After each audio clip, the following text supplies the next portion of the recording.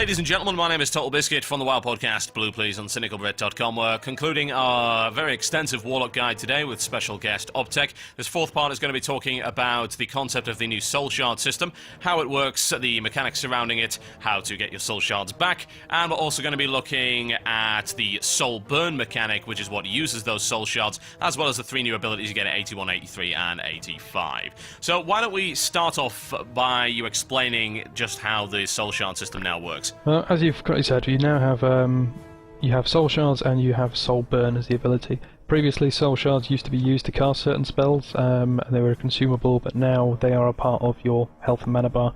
The only spell that uses Soulshards is Soulburn, and Soulburn provides an additional effect for multiple other spells.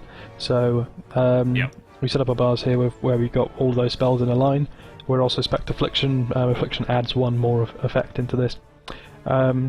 So don't click Soulburn yet, but just know that when you've its first effect is Drain Life, which reduces the casting time on that. Next one, Demonic Circle, means that when you teleport you gain a sprint buff essentially. You get 50% speed for 8 seconds. If you use Soulburn, you get an instant cast Soulfire. This is very useful in any specs where you're taking improved Soulfire, because if it drops off you can just instant cast, get it back on. You also have Healthstone. If you consume a Healthstone whilst under the effect of Soulburn, it increases your maximum health by 20% as well as increasing your health. And if you use it on Searing Pain, you gain 100% critical strike chance on Searing Pain, and then 50% for 6 seconds. So you can spam that and do a load of crits. And finally, the additional one, which you can only get if you Spectre Affliction, which is the Seed of Corruption. This means that it now spreads corruption to all targets within range. I'm not sure whether these side dummies will be in range, but you try the Seed of Corruption. So. Yeah, let's give it a bash then, shall we? Okay, right. So I'm going to activate Soulburn. That burns a Soul Shard. You see that at the top left of the screen. I've got about 15 seconds to cast this. So your bar lights up like a Christmas tree. I'm going to pick Seed of Corruption. There we go. Let's see if it's in range. That'll go on. Answer. Bang, and yes, so it you is. put the there you go. On those targets. So, and I'll use mine, and if I just use my Demonic Circle teleport, then I go over here and I gain my sprint buff, which is lots of fun. There you go. Yep. A lot of flexibility you've got there. Now, the question is, how do you get Soul Shards back? Well, if you there's use 2 them? or 3 ways.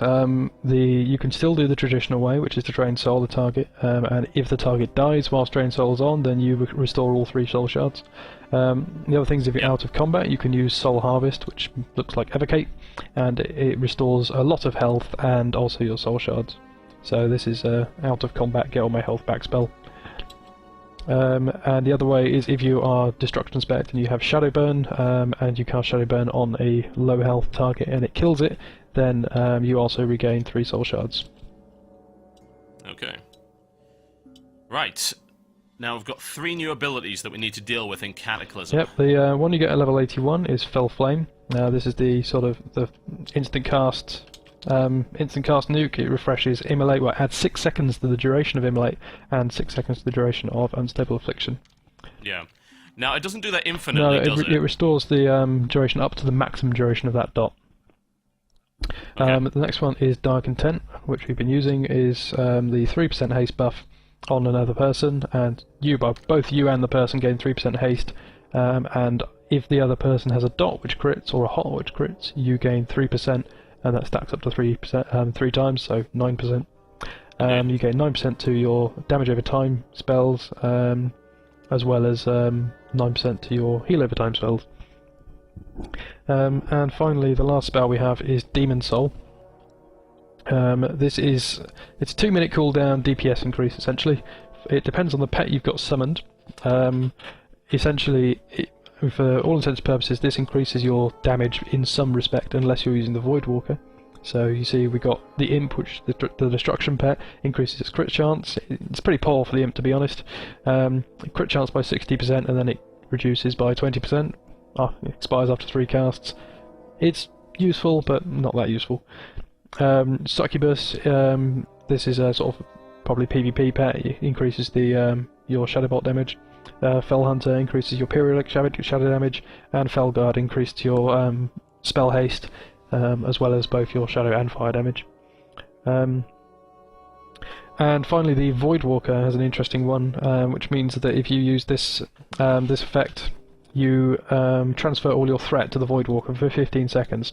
So I can see a situation where you would use that, and then maybe Searing Pain, spam something. You could even Soulburn, Searing Pain, spam something, generate tons of threat, and send it to your pet. I don't know whether this will be useful in instances. It might certainly be useful for soloing if you need to take on an elite or something. But yeah, that's the 3 new spells.